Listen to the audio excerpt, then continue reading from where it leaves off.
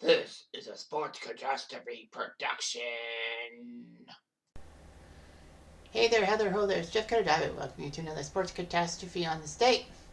And on this day, January the 4th, 1976, one of the iciest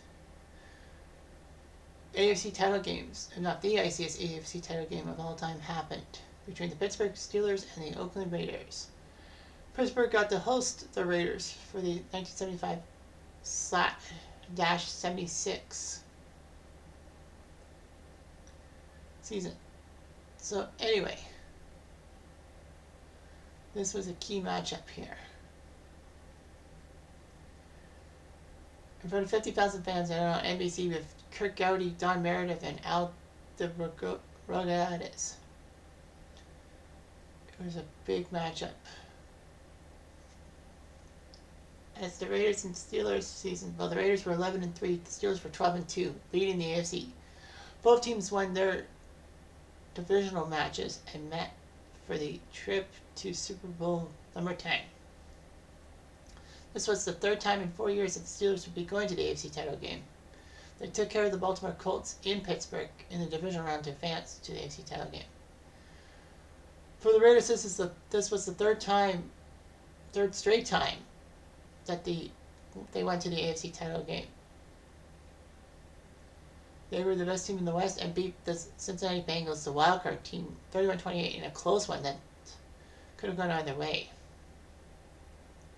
So, by the way, this was the fourth time in 4 years that they would meet. The fourth time in 4 years that they would meet.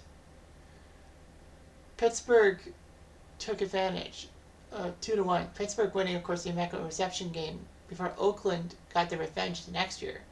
But then the Steelers beat the Raiders in the 1974-75 AFC title game to go to the Super Bowl IX.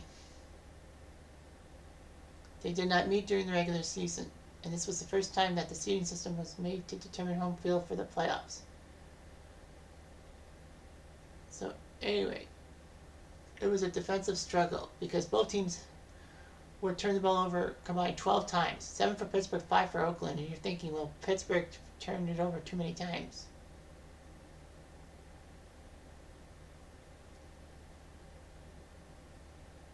Well, anyway, Oakland and Pittsburgh were doomed to face each other and all that.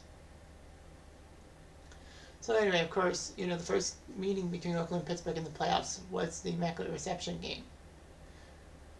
Raiders officials, including Al Davis and John Madden, accused the Steelers and groundskeepers at Three River Stadium of allowing the artificial playing surface to ice over to stop Oakland's wide-open aerial attack.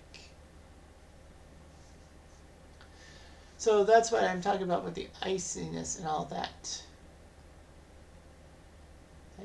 It's just the weird weather and all that. But yeah, they accused them of letting the artificial turf ice over so that their offensive air attack couldn't happen.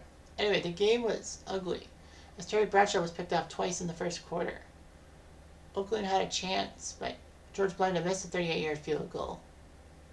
And then after Ken Stabler was picked off by Mike Wagner, they went down the field, the Steelers did, and set up Roy Jarrell, the man from Saskatchewan, for a 36-yard field goal, which he put through the uprights 3-0. That would actually be the only score of the first 3 quarters.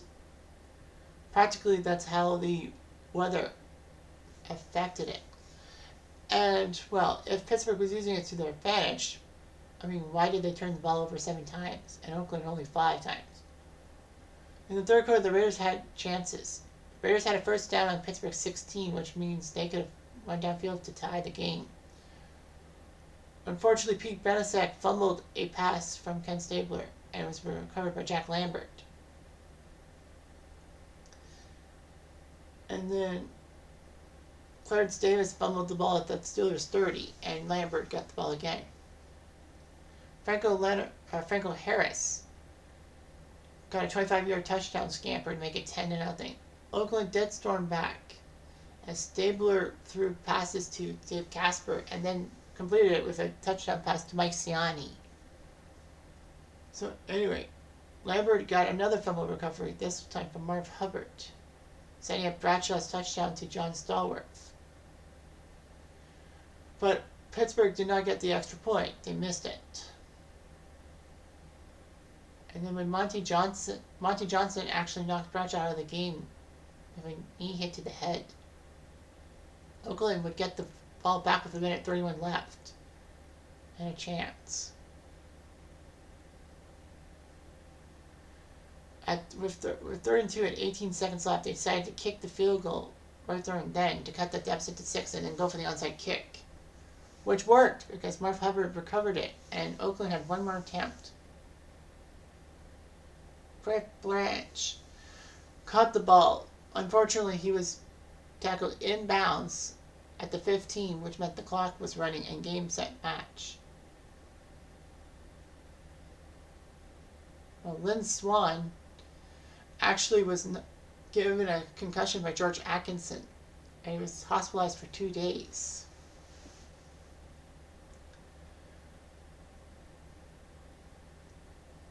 Fortunately for Swan, he managed to get out of the hospital in plenty of time to play in Super Bowl X and become the Super Bowl MVP and catch those long passes, making those great circus catches. Lambert would set an AFC title game record with 3 fumble recoveries in the game. It's not the record for most defensive recoveries in a game, as A.J. Dewey had 3 interceptions in the 1983 AFC title game, well, the 82-83 title game. Oakland, for the 6th time in 8 years, had actually ended up losing the AFC title game. So Oakland could not believe their luck. They just couldn't get to the Super Bowl. Well, they got to Super Bowl II, but after that, they would run into brick walls, and Pittsburgh was the huge brick wall. As Pittsburgh would win 16-10, and yeah, it was a sheet of ice, and yeah, the Raiders may have cried crocodile tears. But the fact of the matter is, Pittsburgh also made bad plays too. The Steelers would go on to beat the Cowboys in Super Bowl X, 21-17, and Lynn Swann was a hero. The teams would go play for the AFC title again next year, but this time Oakland got the last laugh, winning that and getting to the Super Bowl, which they won. However, Pittsburgh would get the last laugh again by getting a pair of Super Bowls after the Raiders won their Super Bowl.